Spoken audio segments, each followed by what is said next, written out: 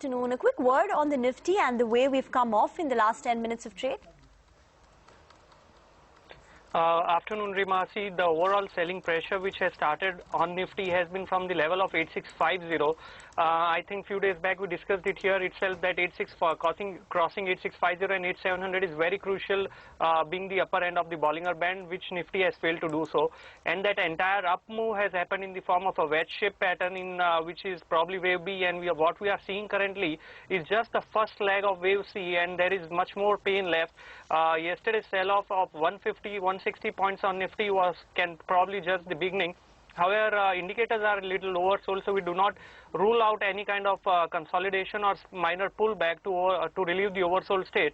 However, any pullback is going to be temporary, and the more pain which we are seeing is going to be in Bank Nifty, where ICICI Bank has been falling sharply lower. In fact, many of the other PSU banks has been under pressure over past few days. So the contribution is across. If you look at metal stocks or the commodity stocks, energy stocks or banking stocks, so it has been across. So what we are going through is right now just the beginning, I suppose, and as long as the level of 8500 is intact on upside, the trend for Nifty is going to be downside, and we should at least head towards 8200, which is 61.8% retracement level of the recent up move from 7940 to 8650. So the trend is down.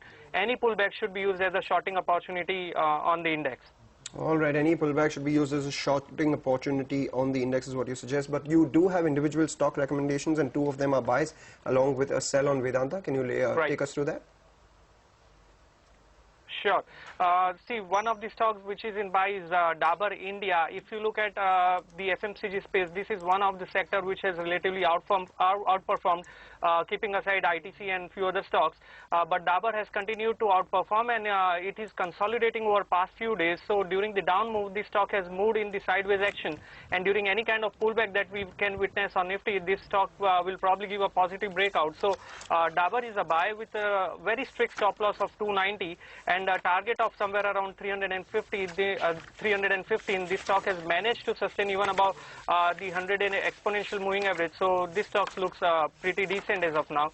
The other buy stock is Welspun India. If you look at this stock, it has been giving very, very strong respect to the 20 days exponential moving average, and every time it moves towards that, it bounces back.